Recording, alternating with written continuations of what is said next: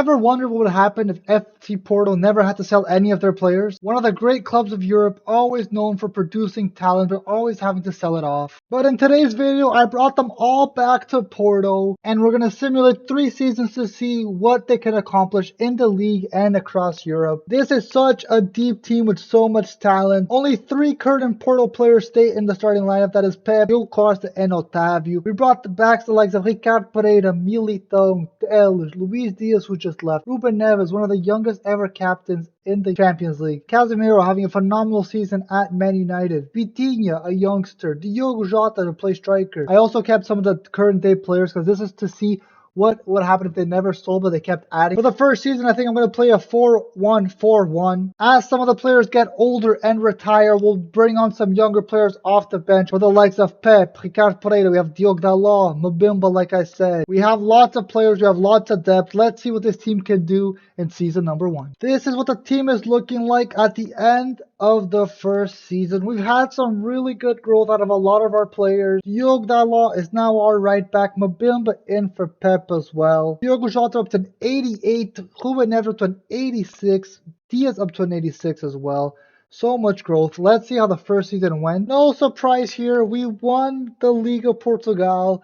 First place, 81 points, 9 draws and 1 loss. Not too bad, but we only finished 4 points ahead of Sporting. For the Portuguese Cup, we lost to Chaves 4-3 on penalties. That is a bit disappointing. The UEFA Super Cup went to Real Madrid. We lost in the semi-finals of the Champions League to Real Madrid, 5-2 on aggregate, and they went on to win it 4-1 against Paris. Sporting winning the Europa League against Atletico Madrid, and West Ham winning the Conference League. Diogo Jota with 23-7, Luis Diaz with 23-6, Otavio with 17-11, even Taremi chipping in with 11-7 in only 14 games. That's a heck of a return. Ruben Neves with 7-10, Casemiro with 5-3, and even Alex Telles chipped in with 6 goals and 3 assists. It's so sad to see players like André Silva and Fernando barely get any play time. Start of season number 3 and no changes to our starting lineup. A lot of our older players like Otamendi, Fernando, Pep dropping in rating like crazy. That's the good thing about this video, is that we have so much team depth that now some of the youngsters come into play. Let me know in the comment section down below what you think this team would actually do in real life. If this was a current day team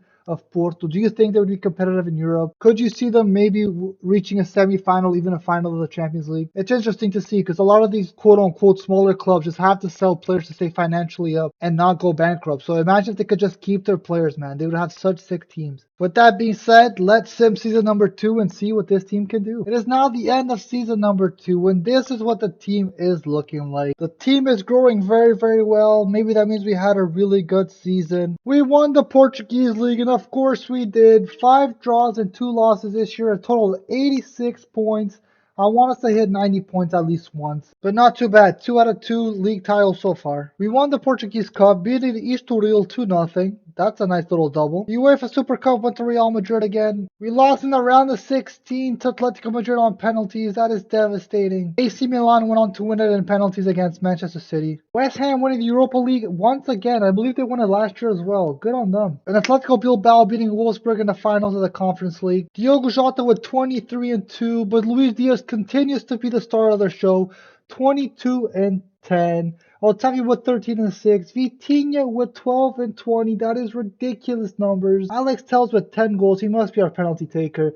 Casemiro with 6-5, and Fabio Vieira starting to get some more appearances off the bench as well. Time to sim into season number 3 and see if some of the older players retire and what the team is going to be looking like. Season number 3 is upon us. A few of the older players have retired, like Otamendi, Pep, Marcano, all left the club, mostly center backs. We still have a lot of depth in the team. Some of our players grew a bit more. Let's hope we can do something in Europe for season number 3 and of course win another league title. Boys, end of season number 3 and we've made it to the final of the Champions League against Liverpool. This is going to be so huge. I don't know what happened this year, but the team took a massive step with even older players growing by crazy ratings. Alex Telles up to an 86, Otavio up to an 87, Nev 89, Jota 91, Diaz 91, Casemiro 91. The team is looking absolutely ridiculous. Oh, we got our 92 points. That is insane. Only getting 2 draws and 2 losses the whole season, scoring 87 goals. That is ridiculous. Winning the Portuguese league, so we're en route for the treble if we can beat Liverpool. Manchester City winning the UEFA Cup. We topped our group with 14 points with Leverkusen, Celtic, and Young Boys. We then beat Lazio 5-4 on penalties in a 6-6 aggregate. What a couple games that must have been. Then we beat Lyon 4-1 on aggregate. That was a pretty easy